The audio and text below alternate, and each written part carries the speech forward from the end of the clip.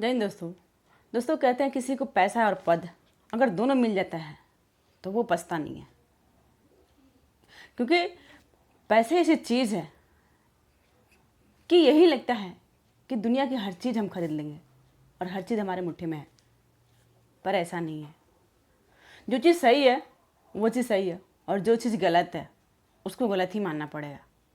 पैसा या फिर पद ऐसा नहीं है कि आप कुछ भी कर लोगे, क्योंकि आज की जो सच्ची घटना मैं सुना रही हूँ वो घटना भी कुछ ऐसी है। दरअसल एक अफसर हैं, आर्मी अफसर कर्नल रेमंदे उपाध्याय। ये कर्नल रेमंदे उपाध्याय जो सिल्लीगुड़ी में अपने ड्यूटी पर तैनात है, लेकिन एक बार ये जाते हैं एक डांस क्लब में कुछ अपने दोस्तों के साथ रात के टाइम। और जब ये डांस क्लब में जाते हैं तो वहाँ पे एक लड़की इनको मिलती है जिसका नाम है श्रेया। वो श्रेया से इस कर्नल की दोस्ती होती है, इन्हीं रेमंदे उपाध्याय की। और दोस्ती होने के बाद दोनों एक दूसरे का नंबर लेन देन करते हैं और बातें भी करते हैं, और बातें करते करते दोनों एक दूसरे को प्यार करने लगते हैं और प्यार के बाद लिव इन रिलेशनशिप में रहने लगते हैं। जब कर्नल सिल्लीगुड़ी में था तो वहाँ पे इस श्रेया तिवारी को इस क्लब से निकाल करके वो अपने पास एक फ्लैट लेके रखता है किराए पे, और वहीं पे वो रहती है। और जब भी इसको टाइम मिलता है अपने ड्यूटी से तो ये कर्नल उस श्रेया के पास जाता है, रातें गुजारता है, दिन भी गुजारता है। जैसे जैसे उसको टाइम मिलता है वैसे वैसे श्रेया के साथ टाइम बिताता है, उसके साथ संबंध बनाता है। लेकिन ऐसे ही दोनों एक दूसरे से 3 सालों तक प्यार किए, 3 सालों तक लिव इन रिलेशनशिप में रहे। फिर जो श्रेया है वो इस तरह से रहना नहीं चाहती। उसका कहना था कि हम दोनों इस तरह से कितने दिन तक कैसे रहेंगे। फिर इसी बीच जो रेमंदे उपाध्याय है, कर्नल रेमंदे उपाध्याय, उनकी पोस्टिंग देहरादून आता है। और जब देहरादून आता है तो पूरे श्रेया तिवारी को वहाँ से ला करके फिर देहरादून में ये फ्लैट लेते हैं किराए पर, और लेने के बाद उस फ्लैट में श्रेया को रखते हैं।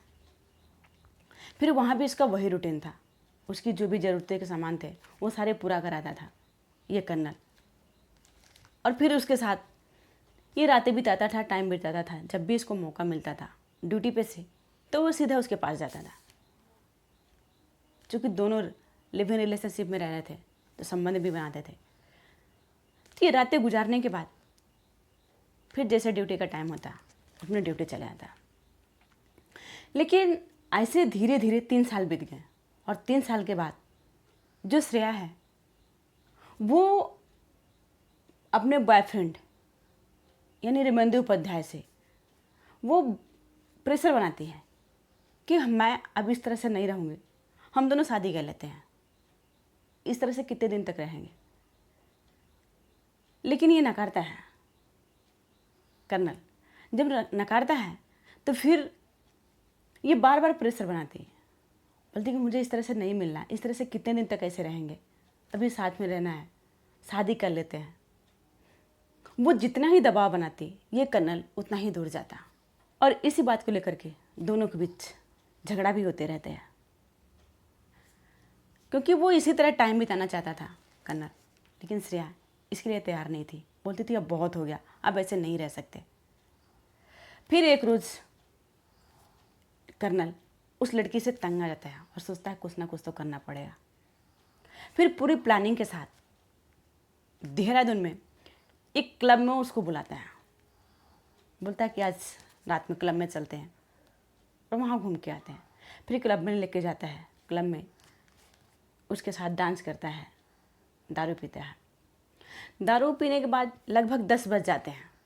इसके बाद वो अपने गाड़ी में बिठाता है उस श्रेया तिवारी को, और बिठाने के बाद उसको लेकर के एक सुनसान जगह पे लेके जाता है रास्ते पे। और चूंकि वो दारू पी रखी थी तो नशे में थी। इसके बाद वो गाड़ी से नीचे उतारता है और नीचे उतारने के बाद एक हथौड़ा ले रखा था अपने गाड़ी में और उस हथौड़े से उस श्रेया के ऊपर ताबड़तोड़ वार करता है। वो कुछ नहीं कर पाती क्योंकि वो नशे में थी। उसको नहीं पता था कि हमारे साथ ये क्या करेगा, क्योंकि उसको नहीं पता था कि ये मेरा बॉयफ्रेंड मेरे साथ क्या करेगा। और वो अपने आप को बचा भी नहीं पाई क्योंकि वो दारू के नशे में थी और दारू का नशा का वो फ़ायदा उठा करके उसके उस रास्ते पे ही, सुनसान जगह पे ही उसकी हत्या कर दिया और लाश को फेंक दिया। फेंकने के बाद जब सुबह होता है तो किसी की नज़र पड़ती है, आते जाते राहगीरों की नज़र पड़ती है, तो किसी ने पुलिस को सूचना दी और पुलिस उस चेहरे को तलाशने लगी कि आखिर इस चेहरे के पीछे कौन है। उस लाश को लेकर के पोस्टमार्टम भेजी और तलाशने लगी। क्योंकि ये लड़की मूल रूप से नेपाल की रहने वाली थी, इसकी पैदाइश वहीं हुई थी और ये सिल्लीगुड़ी में रह रही थी, इसलिए इसकी शिनाख्त करना भी मुश्किल था पुलिस के लिए। लेकिन काफ़ी मशक्क़त के बाद पुलिस ये तलाश पाती है कि इसका कातिल कौन है। और जब कातिल सामने आता है तो पुलिस वाले भी भौचक्के रह जाते हैं। पुलिस वाले उसके यानी श्रेया के मोबाइल का CDR निकलवाते हैं और उस CDR में एक नंबर जो मिलता है उससे वो काफ़ी देर तक बातें किया करती थी और काफ़ी देर तक बात किया करते करते उस नंबर को पुलिस लेती है, CDR निकलवाती है। उसमें इस रिमंदे उपाध्याय का नंबर निकलता है और जब सीधे रिमंदे उपाध्याय के पास पुलिस पहुंचती है, वो भी पुलिस को देखता और देखता ही रह जाता है। जब पुलिस उससे सख्ती से पूछताछ करती है, उससे जब पूछताछ करती है तो वो जो बयान देता है वो वाकई पुलिस वाले सुनते हैं तो सुन के भौचक्के ही रहते हैं कि आर्मी अफसर ऐसे कैसे कर सकता है।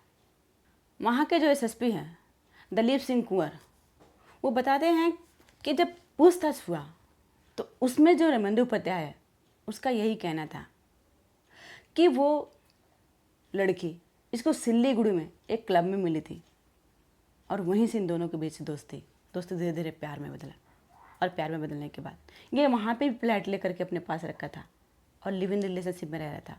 देहरादून में भी इसके साथ वही था, इसके साथ भी वहीं पे फ्लैट ले रखा था और उसको रखा था और इसके साथ संबंध भी बनाता था। लेकिन वो श्रेया जो बार बार पत्नी का दर्जा मांग रही थी और इसी बात को लेकर के दोनों के बीच झगड़ा हुआ, कहा सुने हुआ, क्योंकि बार बार वो झगड़ा इसलिए करती थी कि मुझे पत्नी का दर्जा दो, मैं तुम्हारे साथ ऐसे नहीं रह सकती। और इसी से नाराज़ होकर के जो रिमंदे उपाध्याय है वो उसकी हत्या कर दिया और हत्या करने के बाद वो अपनी ड्यूटी चला गया। लेकिन जब ये हाथ लगता है पुलिस के, फिर इसके ऊपर FIR दर्ज कर इसको जेल भेजा जाता है। लेकिन जो श्रेया थी, ऐसी श्रेया ही नहीं, ना जाने कितनी श्रेया है जो लड़कों के जाल में ऐसे फंसती हैं और वो शादी का झांसा दे करके लड़कियों के साथ शारीरिक शोषण करते हैं। और जब लड़कियां दबाव बनाती हैं शादी का तो वो मुकर जाते हैं और ऐसे कई हत्याएं होती हैं। दोस्तों, हमारे कहानी सुनाने का मकसद किसी को परेशान करना नहीं, किसी को विचलित करना नहीं, किसी की भावनाओं को ठेस पहुंचाना नहीं, बल्कि आप लोग को सतर्क करना। जय हिंद, जय भारत।